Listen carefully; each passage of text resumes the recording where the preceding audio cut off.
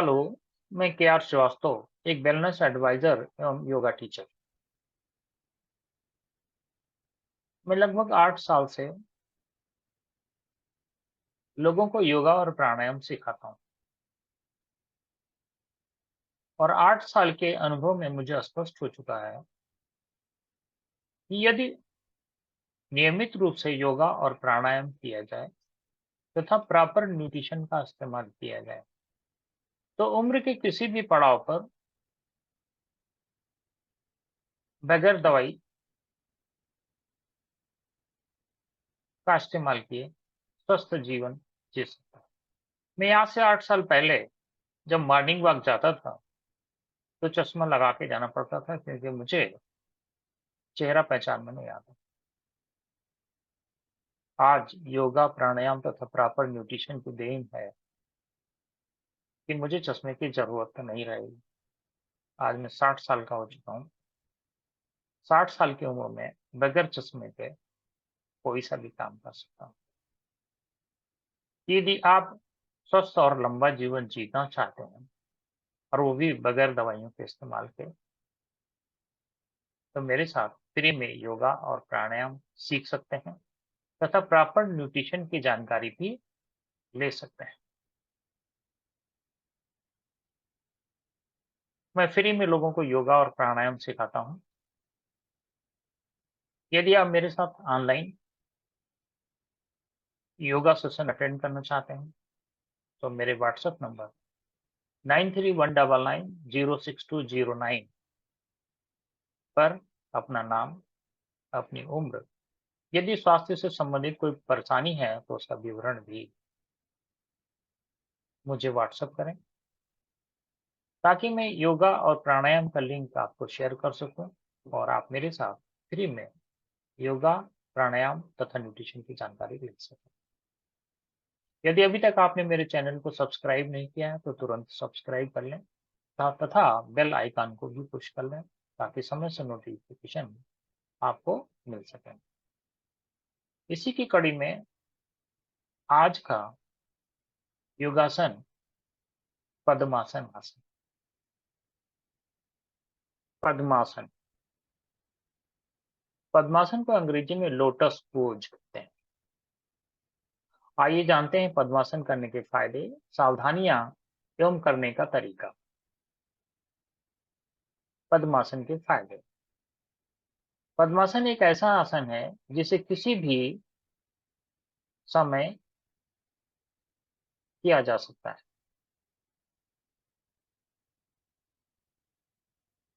पद्मासन करने से stress hormone कम बनता है, जिससे मानसिक तनाव दूर होता है। पद्मासन में गहरी सांस लेने के कारण मस्तिष्क शांत रहता है, जिससे रात में नींद अच्छी आती है और नींद न आने की समस्या से छुटकारा मिलता है। पद्मासन करने से पैरों के जोड़ लचीले एवं हड्डियां मजबूत बनती हैं। पद्मासन करने से मासिक धर्म की गड़बड़ी दूर हो जाती है तथा पीरियड नियमित हो जाता है। इसके अलावा इस आसन को करने से ब्लैडर एवं पेल्विस भी मजबूत होता है। महिलाओं में जनन क्षमता को बढ़ाने में मदद करता है।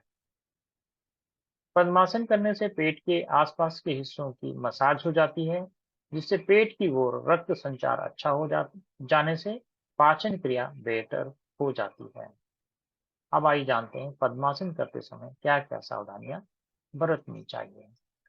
आमतौर पर तो पद्मासन बहुत सरल और आसान आसन है, परंतु यदि शरीर में कोई तकलीफ हो तो इस आसन को करते समय कुछ सावधानियां बरतनी चाहिए।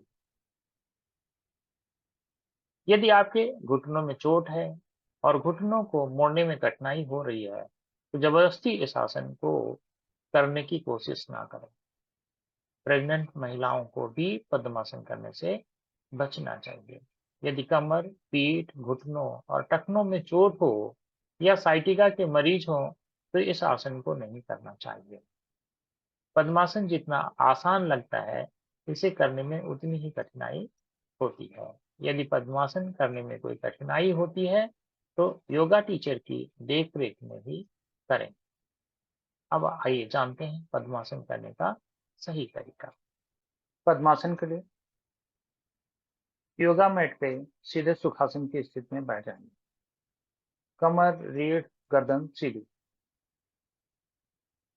अब दाएं पैर को बाएं पैर के ऊपर इस तरह से रखेंगे कि एड़ी पेट से टच करती रहे। फिर बाएं पैर को दाएं पैर के ऊपर इसी तरह से,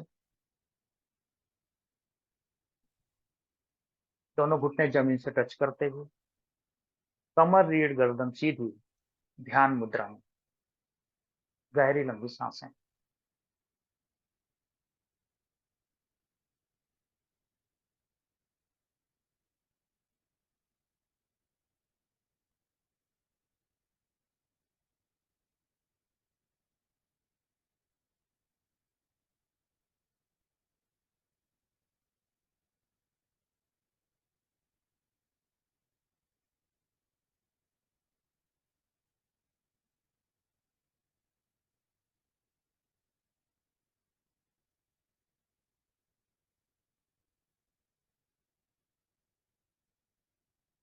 शुरू में 2 से 3 मिनट तक इस आसन में बैठना चाहिए।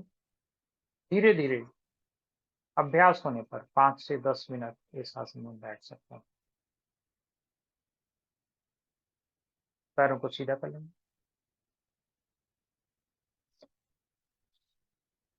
इसी तरह से अब पहले बाएं पैर को दाएं पैर के ऊपर इस तरह से रखते हैं, एड़ी पेट से टच करती है। फिर दाएं पैर को बाएं पैर के ऊपर इसी तरह से, पैर के पंजे ऊपर की तरफ, दोनों घुटने जमीन से टच करते हुए, कमर, रीढ़, गर्दन सीधी, योग मुद्रा में, गहरी लंबी सांसें।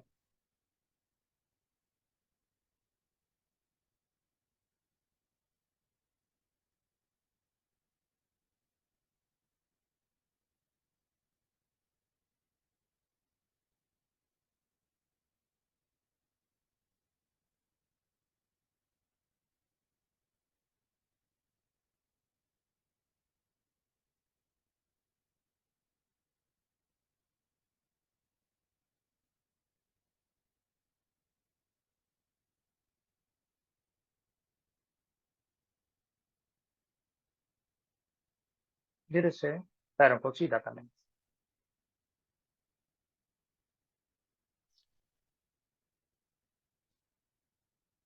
यदि अभी तक आपने मेरे चैनल को सब्सक्राइब नहीं किया है तो तुरंत सब्सक्राइब कर लें और बेल आइकन को भी पुश कर दें, जिससे समय से नोटिफिकेशन आपको मिलते रहें और मेरे साथ लाइव योगा और प्राणायाम सेशन अटेंड कर सकें। धन्यवाद।